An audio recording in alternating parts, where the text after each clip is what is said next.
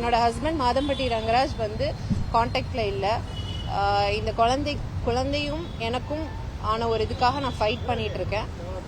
அதை தான் நான் கம்ப்ளைண்டா உள்ள வச்சிருக்கேன். திருமணம் ஆனது உங்களுக்கு தெரியல மேடம், என்ன சொன்னார் மேடம் உங்களுக்கு?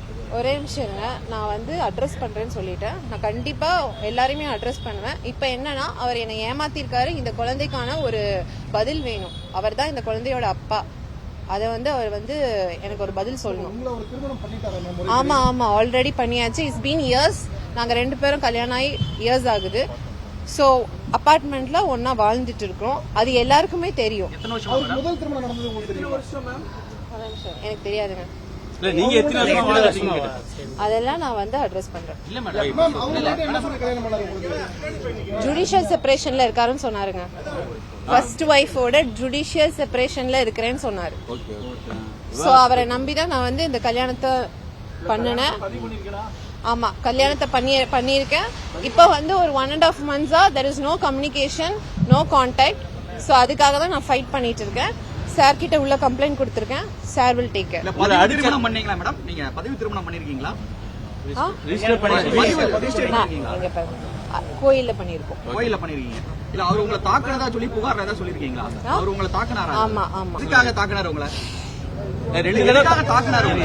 அப்புறமா நான் அட்ரஸ் பண்றேன். கேமரா பாஸ் சொல்லுங்க. 2 தடவை தாக்குனதா சொல்றாங்க.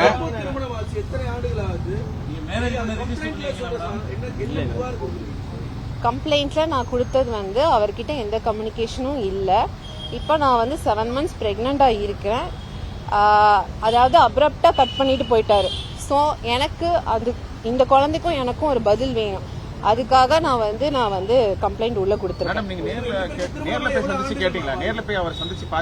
நான் ட்ரை பண்ணிட்டேங்க. நான் ஃபுல்லா வந்து அவரை வந்து ட்ரை பண்ண ரீச் பண்ணிட்டேன். எல்லா சோர்ஸ்லயும் ட்ரை பண்ணிட்டேன். அவரை வந்து என்கிட்ட பேச விடாம நிறைய சோர்ஸ் வந்து பிளாக் பண்ணி வச்சிருக்காங்க.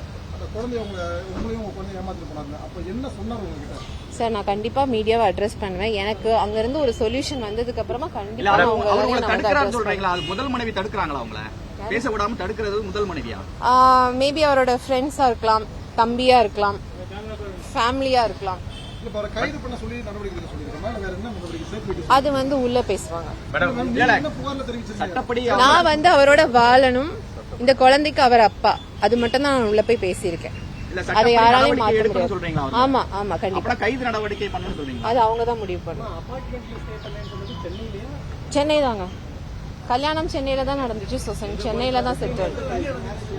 திருவேதி அம்மன் கோயில், எம்ஆர்சி நகர். 2 years. இந்த போட்டோ போட்டீங்களா மேடம்? அது அவர் தெரிஞ்சு போட்டீங்களா? திருமணம் நடந்து ரொம்ப நாள் கழிச்சு போட்டீங்களா புகைப்படம்? இல்ல, நான் போடாததுக்கு ரீசன் வந்து அவர் பிசினஸ்ல இருக்காரு, பிளஸ் வந்து ஃபேமிலி இருக்கு. அதாவது அவங்க அம்மா அப்பா வந்து என்கிட்ட ரிக்வெஸ்ட் பண்ணியிருக்காங்க வெளியே எதுவும் வந்து பண்ண வேண்டாம். ஸோ அதனால நாங்கள் பாட்டுக்கு ஒரு பீஸ்ஃபுல் லைஃப் தான் வாழ்ந்துட்டு இருக்கோம்.